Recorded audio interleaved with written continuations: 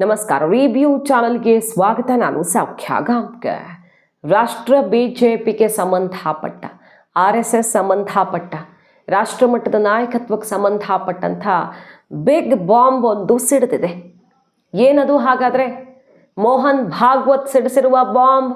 ಅಮಿತ್ ಶಾ ಅವರ ಮಾತು ಇದೇ ಸಮಯದಲ್ಲಿ BJP ರಾಷ್ಟ್ರೀಯ ಅಧ್ಯಕ್ಷರ ಆಯ್ಕೆಯ ಹೊತ್ತಲ್ಲಿಯೇ. ಏನಿದು ಹಾಗಾದರೆ ವಿಚಾರ? ನರೇಂದ್ರ ಮೋದಿಯವರು 2029 ಬಳಿಕವೂ ಕೂಡ ನಾಯಕತ್ವ ವಹಿಸಿಕೊಳ್ಳೋದು ಖಚಿತವಾ? ಡೀಟೇಲ್ಸ್ನ ನಿಮ್ಮ ಮುಂದೆ ಇಡ್ತಾ ಹೋಗ್ತೀವಿ. ಮಿಸ್ ಮಾಡದೆ ನಮ್ಮ ಚಾನಲ್ನ ಸಬ್ಸ್ಕ್ರೈಬ್ ಮಾಡಿ, ನಿಮ್ಮ ಅಭಿಪ್ರಾಯ ಕಮೆಂಟ್ ಮಾಡಿ ತಿಳಿಸಿ. ಎಸ್ ವೀಕ್ಷಕರೇ, ಅಚ್ಚರಿಯ ಬೆಳವಣಿಗೆಯೊಂದರಲ್ಲಿ ಇತ್ತೀಚೆಗೆ RSS BJP ಸಂಬಂಧ ಸುಧಾರಿಸಿದೆ. 24ರ ಚುನಾವಣೆ ಹೊತ್ತಲ್ಲಾದರೆ ಹದಗೆಟ್ಟಿತ್ತು, ಹಳಿ ತಪ್ಪಿತ್ತು, ಪರಸ್ಪರ ಕ್ಷಿಪಣಿ ಪ್ರಯೋಗ ನಡೀತಿತ್ತು. ಅದರಲ್ಲೂ ಮೋಹನ್ ಭಾಗವತ್ ಅವರು ಬಹಳಷ್ಟು ಬಾರಿ ನರೇಂದ್ರ ಮೋದಿ ಅವರತ್ತನೇ ಕ್ಷಿಪಣಿ ಪ್ರಯೋಗ ಮಾಡಿದ್ದನ್ನು ನೋಡಿದ್ವಿ. ಸೂಪರ್ ಮ್ಯಾನ್ ಅಲ್ಲ, ಭಾರತದ ಭವಿಷ್ಯ ಗೊತ್ತಿರಬೇಕು, ಈ ರೀತಿಯ ಹೇಳಿಕೆಗಳೆಲ್ಲ ಬರುವ ಮೂಲಕ ಅಚ್ಚರಿಗೆ ಕಾರಣ ಆಗಿತ್ತು.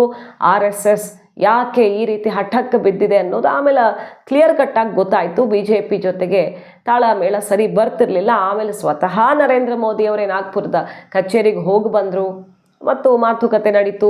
ಸುಮಾರೆಲ್ಲ ವಿಚಾರಗಳಾದವು, ಸರಿ ಹೋಗಿದೆ RSS BJP ನಡುವೆ ತಕ್ಕ ಮಟ್ಟಿಗಂತೂ ಅನ್ನೋದು ಅಲ್ವಾ. ಇದ್ರ ನಡುವೆ ಮೋಹನ್ ಭಾಗವತ್ ಅವರು ಕುತೂಹಲಕಾರಿ ಸ್ಟೇಟ್ಮೆಂಟ್ ಕೊಟ್ಟಿದ್ದಾರೆ.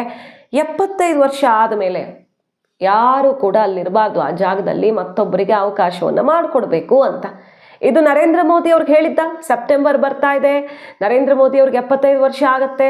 ಇನ್ಫ್ಯಾಕ್ಟ್ ಈ ಸ್ಟೇಟ್ಮೆಂಟ್ ಕೊಟ್ಟ ಮೋಹನ್ ಭಾಗವತ್ ಅವ್ರಿಗೂ ಕೂಡ ಇದೇ ಸೆಪ್ಟೆಂಬರಲ್ಲಿ 75 ವರ್ಷ ಆಗುತ್ತೆ. ನರೇಂದ್ರ ಮೋದಿ ಅವ್ರಿಗೂ ಹೆಚ್ಚು ಕಡಿಮೆ 1 ವಾರ ಅಷ್ಟೇ ಡಿಫ್ರೆನ್ಸ್ ಅವರ ಡೇಟ್ ಆಫ್ ಬರ್ತ್ ನೋಡಿದ್ರೆ.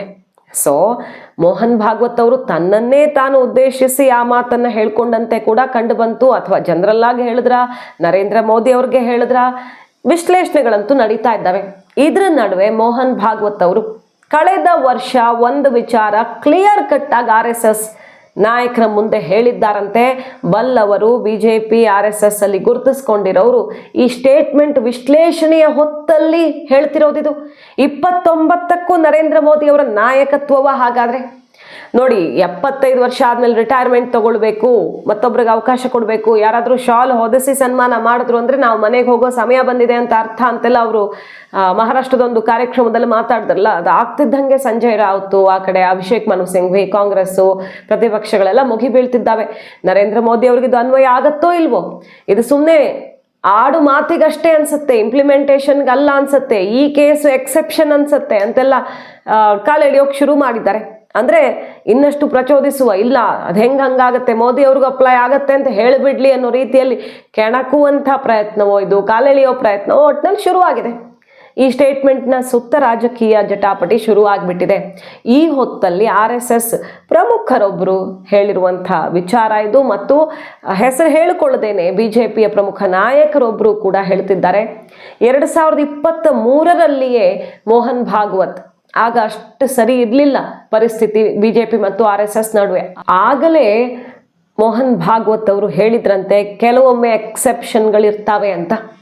ಕಾಲಮಿಸ್ಟ್ಗಳಿಗೆ ಈ ವಿಚಾರವನ್ನು ಸುಮಾರು 5 ವರ್ಷಗಳಿಂದಾನೇ ಕೆಲವರ ಜೊತೆಗೆ ಮೋಹನ್ ಭಾಗವತ್ ಅವರು ಶೇರ್ ಮಾಡಿದಾರಂತೆ. 75 ವರ್ಷ ಅನ್ನುವಂಥ ಅಲಿಖಿತ ನಿಯಮ ಏನಿದೆಯಲ್ವಾ, ಅದಕ್ಕೆ ನರೇಂದ್ರ ಮೋದಿ ಅವರು ಎಕ್ಸೆಪ್ಷನ್ ಆಗಿರ್ತಾರೆ. ಎಲ್ಲರಿಗೂ ಅನ್ವಯ ಆಗಲ್ಲ ಅದು. ಕೆಲವರು ಇದರಿಂದ ಹೊರತಾಗಿದ್ದಂಥ ನಾಯಕತ್ವ ಕೂಡ ಇರುತ್ತೆ ಅನ್ನೋದನ್ನ ಮೋಹನ್ ಭಾಗವತ್ ಅವರೇ ಹೇಳಿದ್ದಾರೆ. ಅದನ್ನು ನಾವೇ ಕೇಳಿಸ್ಕೊಂಡಿದ್ದೀವಿ ಮತ್ತು ಕಾಲಮಿಸ್ಟ್ಗಳು ಅದನ್ನು ಬಹಳ ಪ್ರಮುಖವಾಗಿ ನೋಟ್ ಮಾಡಿದ್ರು ಅಂತ ಈಗ RSSನ ಕೆಲವು ಪ್ರಮುಖರು ಮೋಹನ್ ಭಾಗವತ್ ಅವರ ಈ 75 ವರ್ಷದ ಸ್ಟೇಟ್ಮೆಂಟ್ಗೆ ರಿಯಾಕ್ಷನ್ ಕೊಡ್ತಿದ್ದಾರೆ. ಸೊ ನರೇಂದ್ರ ಮೋದಿ ಅವರು 29ಕ್ಕೂ ಕೂಡ ನಾಯಕತ್ವ ವಹಿಸಿಕೊಳ್ತಾರ ಹಾಗಾದ್ರೆ? ಈ ಸ್ಟೇಟ್ಮೆಂಟ್ ಬಂದಿದ್ಯಾಕೆ? ಹೆಚ್ಚಂದ್ರೆ ರಾಷ್ಟ್ರೀಯ ಅಧ್ಯಕ್ಷ ಆಯ್ಕೆ ಆಗ್ತಿದೆ ಈಗ ಅಲ್ವಾ.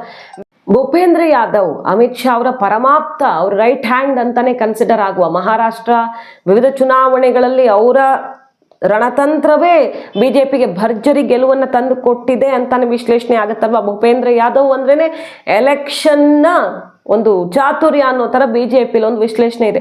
ಅವರ ಅಧ್ಯಕ್ಷರಾಗ್ತಾರೆ ಅನ್ನೋ ಥರ ಕೇಳಿಬರ್ತಿದೆ. ಅವ್ರ ಹೆಸರೇ ಮುಂಚೂಣಿಯಲ್ಲಿರೋದು.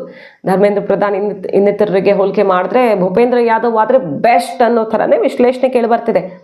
ಆದರೆ ಅಮಿತ್ ಶಾ ಅವರ ಪರಮಾಪ್ತ ಅನ್ನೋ ಕಾರಣಕ್ಕೆ RSS ಏನಾದರೂ ಸ್ವಲ್ಪ ಅಸಮಾಧಾನದಿಂದಿದೆಯಾ, ಅಥವಾ ಈ ವಿಚಾರದಲ್ಲಿ ತನ್ನ ಮಾತಿಗೆ ಹೆಚ್ಚು ಬೆಲೆ ಸಿಗಲಿ ಅನ್ನೋ ಕಾರಣಕ್ಕೆ ದಾಳ ಉರುಳಿಸ್ತಿದೆಯಾ, BJPಯ ಮೇಲೆ ನರೇಂದ್ರ ಮೋದಿ ಮತ್ತು ಅಮಿತ್ ಶಾ ಅವಧಿಯಲ್ಲಿ ಸ್ವಲ್ಪ RSS ಹಿಡಿತ ತಪ್ಪಿದೆಯಾ ಅನ್ನುವಂಥ ವಿಶ್ಲೇಷಣೆ ಇದೆಯಲ್ಲ, ಆ ಹಿಡಿತ ಮತ್ತೆ ಸ್ಥಾಪಿಸೋದಕ್ಕೆ ಈ ಸಮಯವನ್ನು ಬಳಸ್ಕೊಳ್ತಿದ್ಯಾ RSS ಗೊತ್ತಿಲ್ಲ. ಅಂಥ ಹೊಸ ಹೊಸ ವಿಶ್ಲೇಷಣೆಗಳು ಕಂಡು ಬರ್ತಿದ್ದಾವೆ. ಯಾಕಂದರೆ ನರೇಂದ್ರ ಮೋದಿಯವರ ವಿಚಾರದಲ್ಲಿ ನಾವು ಎಕ್ಸೆಪ್ಷನ್ ಒಪ್ಕೊಳ್ತೀವಿ ಅಂದರೆ ಆ ಕಡೆಯಿಂದನೂ ಒಂದಿಷ್ಟು ಹೊಂದಾಣಿಕೆ ಸಹಕಾರ ಇರಲಿ ಅನ್ನೋ ರೀತಿಯ ನಿರೀಕ್ಷೆ ಇರೋದು ಅರ್ಥ ಆಗ್ತಿಲ್ಲ. ಒಟ್ಟಿನಲ್ಲಿ ಮೋಹನ್ ಭಾಗವತ್ ಅವರು ಏನೇ ಸ್ಟೇಟ್ಮೆಂಟ್ ಕೊಡಲಿ, RSS ಮತ್ತು BJPಯ ಒಳಗಡೆ ಇರುವಂಥ ಮನಸ್ಥಿತಿ ಮತ್ತು ಅಭಿಪ್ರಾಯ ಏನಪ್ಪ ಅಂತ ಕೇಳಿದ್ರೆ, ನರೇಂದ್ರ ಮೋದಿ ಅವರು ಫಿಟ್ ಆಗಿದ್ದಾರೆ. 29ರ ಚುನಾವಣೆಗೂ ಅವರ ನಾಯಕತ್ವ ಎಕ್ಸೆಪ್ಷನಲ್ ಮತ್ತು ಅವರು ಅನಿವಾರ್ಯ, ದೇಶಕ್ಕೆ ಜನರ ಕೂಗುವುದು ಅನ್ನೋ ರೀತಿಯಲ್ಲಿ ಅವರನ್ನೇ ಜನರ ಮುಂದೆ ನಿಲ್ಲಿಸುವ, ಅವರ ನಾಯಕತ್ವದಲ್ಲಿಯೇ ಎಲೆಕ್ಷನ್ ಎದುರಿಸುವಂಥ ತೀರ್ಮಾನ ಈಗಾಗಲೇ ಆಗಿಬಿಟ್ಟಿದೆ ಕೇಸರಿ ಪಾಳ್ಯದಲ್ಲಿ ಅನ್ನುವ ಮಾತು ಕೇಳಿ ಬರ್ತಿದೆ. ಮೋಹನ್ ಭಾಗವತ್ ಅವರು ಏನೇ ಸ್ಟೇಟ್ಮೆಂಟ್ ಕೊಟ್ಟಿರಬಹುದು, ಆದರೆ ನಾಯಕತ್ವದ ಬದಲಾವಣೆಯ ಹಂತಕ್ಕಂತೂ ಇದು ಹೋಗಲಾರದು ಅಂತ RSS ಪ್ರಮುಖರೇ ಈಗ ರಿಯಾಕ್ಷನ್ ಅನ್ನು ಕೊಡ್ತಾ ಇರೋದು. ಅಮಿತ್ ಶಾ ಅವರು ಕಳೆದ ವರ್ಷವಷ್ಟೇ ಇದ್ರ ಬಗ್ಗೆ ಬಿಗ್ ಅನೌನ್ಸ್ಮೆಂಟನ್ನೇ ಮಾಡಿದ್ರು. ಏನಂತ, ನರೇಂದ್ರ ಮೋದಿ ಅವರ ನಾಯಕತ್ವದಲ್ಲಿಯೇ ಮುಂದಿನ ಚುನಾವಣೆ ನಡೆಯುತ್ತೆ, ಯಾವುದೇ ರಿಟೈರ್ಮೆಂಟ್ ಮತ್ತೊಂದು ಇಲ್ಲವೇ ಇಲ್ಲ, ಮೋದಿ ನಾಯಕತ್ವದಲ್ಲಿ ಬದಲಾವಣೆ ಅನ್ನುವ ವಿಚಾರವೇ ಬಂದಿಲ್ಲ ಅಂತ ಹೇಳಿದ್ರು. ಅವರೇ ಕಂಟಿನ್ಯೂ ಮಾಡ್ತಾರೆ, ಅವರೇ ಲೀಡ್ ಮಾಡ್ತಾರೆ, no truth in retirement rumours ಅಂತ INDIA ಕೂಟದ ಕೆಲವು ನಾಯಕರ ಸ್ಟೇಟ್ಮೆಂಟ್ಗೆ ಕೌಂಟರ್ ಕೊಟ್ಟಿದ್ರು. ಮೊನ್ನೆ RSS ಕಚೇರಿಗೆ ಹೋಗಿ ಬಂದಾಗಲೂ ನರೇಂದ್ರ ಮೋದಿ ಅವರು ದಶಕದಲ್ಲಿ ಮೊದಲು ಅಂತ ವಿಶ್ಲೇಷಣೆ ಆಯ್ತಲ್ಲ, ಆಗಲೂ ಕೂಡ ಸಂಜಯ್ ರಾವತ್ ಹಲವರೆಲ್ಲ ಇದು ಅಧಿಕಾರ ಬದಲಾವಣೆಯ ಸುಳಿವು, ಅದರ ಬಗ್ಗೆನೇ ಚರ್ಚೆ ಮಾಡೋಕೆ ಬಂದಿದ್ದಾರೆ ಅಂತ ಕಮೆಂಟ್ ಮಾಡಿದ್ರು. ಆಗಲೂ ಕೂಡ BJP ಠಕ್ಕರ್ ಕೊಡ್ತು, ಮತ್ತೊಂದು ಅವಧಿಗೆ ನರೇಂದ್ರ ಮೋದಿ ಅವರು ಲೀಡ್ ಮಾಡ್ತಾರೆ ಅಂತ. ಯಾಕೆ ಹಾಗಾದ್ರೆ ನರೇಂದ್ರ ಮೋದಿ ಅವ್ರ ನಾಯಕತ್ವ ಅಷ್ಟು ಇಂಪಾರ್ಟೆಂಟ್ ಅಂತ ಕೇಳಿದ್ರೆ, ಕಮಲಪಾಳ್ಯಕ್ಕೆ ಹೊಸದೊಂದು ಮತ ಬ್ಯಾಂಕು ನರೇಂದ್ರ ಮೋದಿ ಅವರಿಂದ ಸೃಷ್ಟಿಯಾಗಿದೆ ಅನ್ನೋದ್ರಲ್ಲಿ ಡೌಟೇ ಇಲ್ಲ. ಈಗ ಮೇಲ್ವರ್ಗ ಅಥವಾ ಕೆಲವು ಸಮುದಾಯಗಳು ಅನ್ನೋ ರೀತಿಯಲ್ಲಿ ಹೆಚ್ಚು ಬಲ ಇತ್ತು BJPಗೆ ಆ ಸಮುದಾಯಗಳಿಂದ. ಆದರೆ ನರೇಂದ್ರ ಮೋದಿ ಅವರ ಅವಧಿಯಲ್ಲಿ ಅಚ್ಚರಿ ಅನ್ನುವಂತೆ ಮುಸಲ್ಮಾನರು ಓಟ್ ಹಾಕ್ತಿದ್ದಾರೆ. ಪ್ರಮುಖವಾಗಿ ದಲಿತ ಮತ್ತು ಹಿಂದುಳಿದ ವರ್ಗಗಳ ಮತಗಳು BJPಗೆ ಗಟ್ಟಿಯಾಗಿವೆ.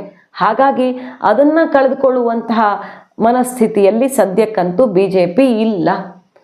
ಮತ್ತು ನಿರಂತರವಾಗಿ ಈ ಗೆಲುವಿನ ಓಟವನ್ನು ಇನ್ನಷ್ಟು ದಶಕಗಳ ಕಾಲ ಮುಂದುವರಿಸಬೇಕಂದ್ರೆ ನರೇಂದ್ರ ಮೋದಿ ಅವರು ಸ್ಮೂತ್ ಎಕ್ಸಿಟ್ ಆಗಬೇಕು. ಅಂದರೆ ಅವ್ರಿಗೆ ಏನು ಸಾಧಿಸಬೇಕು ಅಂತಿದೆಯೋ, ಅವ್ರು ಏನು ಸಂಕಲ್ಪ ಮಾಡ್ಕೊಂಡಿದ್ದಾರೋ ಅದನ್ನು ತುಂಬ ಚೆನ್ನಾಗಿ ಅಂದುಕೊಂಡಿದ್ದನ್ನು ಸಾಧಿಸೋ ತನಕ ಅವರನ್ನು ಡಿಸ್ಟರ್ಬ್ ಮಾಡಬಾರ್ದು ಅನ್ನೋದೊಂದು ನಿರ್ಧಾರ ಕಮಲಪಾಳ್ಯದ ಒಳಗಡೆ ಆಗಿದೆ. ಆ ಸುಳಿವನ್ನು ಈಗ ಮೋಹನ್ ಭಾಗವತ್ ಅವರ ಮಾತುಗಳನ್ನು ಹತ್ತಿರದಿಂದ ಕೇಳಿಸಿಕೊಂಡವರು ಹೇಳ್ತಿದ್ದಾರೆ. ಇದೆಲ್ಲ ಮಾತು ಬೇರೆ ಬೇರೆ ಕಾರಣಗಳಿಂದ ಇರಬಹುದು, ಬಟ್ ನಾಯಕತ್ವದ ಬದಲಾವಣೆ ಅಂತೂ ಅಷ್ಟು ಸುಲಭ ಇಲ್ಲ, ಆಗಲ್ಲ ಅದು ಅಂತ. ಮೊನ್ನೆ ಬೇರೆ ಅಮಿತ್ ಶಾ ಅವರು ಒಂದು ಸ್ಟೇಟ್ಮೆಂಟ್ ಕೊಟ್ಟಿದ್ರು, ನಾನು ರಿಟೈರ್ಮೆಂಟ್ ಏಜನ್ನು ಈ ವೇದ ಉಪನಿಷತ್ತು ಕೃಷಿಯಲ್ಲಿ ಕಳೆಯೋದಕ್ಕೆ ಇಷ್ಟಪಡ್ತೀನಿ ಅಂತ, ಕೃಷಿ ಮಾಡ್ತೀನಿ ಅನ್ನೋ ರೀತಿ ಹೇಳಿದ್ರು. ಸೊ ಯಾಕೆ 60 ವರ್ಷಕ್ಕೆ ರಿಟೈರ್ಮೆಂಟ್ ಮಾತಾಡ್ತಿದ್ದಾರಲ್ಲ ಅಮಿತ್ ಶಾ ಅವರು ಅನ್ನೋ ಥರ ಚರ್ಚೆ ಬಂತು. ಇಲ್ಲಿ ಬೇರೆ ಮೋಹನ್ ಭಾಗವತ್ ಅವರು ಈ ಥರ ಹೇಳಿದಾರಲ್ಲ ಅಂತ ಒಂದಕ್ಕೊಂದು ಕಂಪೇರ್ ಮಾಡಿ ಆಯಾಮ ಅಂತೂ ಹುಟ್ಟುಕೊಂಡಿದೆ. ಆದರೆ ನರೇಂದ್ರ ಮೋದಿ ಅವರ ನಾಯಕತ್ವದಲ್ಲಿ ಬದಲಾವಣೆಯಂತೂ ಸಾಧ್ಯವಿಲ್ಲ ಅನ್ನೋದು ಈಗ ಕೇಳಿಬರ್ತಿರೋ ಕೂಗು ಒಂದು. ಎರಡನೇದಾಗಿ ಮೋಹನ್ ಭಾಗವತ್ ಅವರು ಕೆಳಗಿಳಿತಾರ, ಹಾಗಾದರೆ ಅವ್ರು ಹೇಳ್ಕೊಂಡ್ರೆ ಅವ್ರಿಗೂ 75 ಆಗುತ್ತೆ ಸೆಪ್ಟೆಂಬರ್ಗೆ. ಇನ್ಫ್ಯಾಕ್ಟ್ RSS ಅಲ್ಲಿ 78-80 ವರ್ಷದವರೆಗೂ ಕೂಡ ಆರೋಗ್ಯ ಯಾರದ್ದು ಸರಿ ಇತ್ತಲ್ಲ ಅವರೆಲ್ಲ ನಮಗೆ ಎಷ್ಟು ವರ್ಷ ಬೇಕೋ ಅಲ್ಲಿ ತನಕ ಅನ್ನೋ ರೀತಿಯಲ್ಲೇ ಮುಂದುವರ್ಕೊಂಡು ಹೋಗಿದ್ದಾರೆ. ಹಿಂದೆ ಕೂಡ ಇತಿಹಾಸ ಇದೆ. ಕೆಲವರು 75ಕ್ಕೆ ಅಥವಾ ಅದರ ಒಳಗಡೆ ಇಳಿದವರು ಇದ್ದಾರೆ ಆರೋಗ್ಯದ ಕಾರಣದಿಂದ. ವಯೋಸಹಜ ಆರೋಗ್ಯ ಅನಾರೋಗ್ಯ ಅಂತ ಇಳಿದವರು ಇದ್ದಾರೆ ಬಿಟ್ಟರೆ RSS ಅಲ್ಲಿ ಅಂಥದ್ದೇನೂ ಆಗಿಲ್ಲ. ಹಾಗಾಗಿ ಮೋಹನ್ ಭಾಗವತ್ ಅವರೂ ಕೆಳಗಿಳಿಲ್ಲ, ನರೇಂದ್ರ ಮೋದಿ ಅವ್ರನ್ನ ಕೆಳಗಿಳಿಸೋ ಪ್ರಯತ್ನವೂ ಅಸಾಧ್ಯ ಈಗಿನ ಪರಿಸ್ಥಿತಿಯಲ್ಲಿ ಅನ್ನುವ ಅಭಿಪ್ರಾಯ ಈ ಸ್ಟೇಟ್ಮೆಂಟ್ ಬೆನ್ನಲ್ಲೇ ಕೇಳಿ ಬರ್ತಾ ಇದೆ. ಆದರೆ ಶಿವಸೇನೆ, ಕಾಂಗ್ರೆಸ್ ಇನ್ನಿತರ ಪಕ್ಷಗಳಂತೂ ಇದನ್ನ ಭರ್ಜರಿ ಅಸ್ತ್ರವನ್ನಾಗಿ ಕೈಗೆತ್ತಿಕೊಂಡಿರೋದು. ಮಾಹಿತಿ ನಿಮ್ಗೆ ಇಷ್ಟ ಆಗಿದ್ರೆ ಮಿಸ್ ಮಾಡದೆ ನಮ್ಮ ಚಾನಲ್ನ ಸಬ್ಸ್ಕ್ರೈಬ್ ಮಾಡಿ. ನಿಮ್ಮ ಅಭಿಪ್ರಾಯ ಕಮೆಂಟ್ ಮಾಡಿ ತಿಳಿಸಿ. Thank you.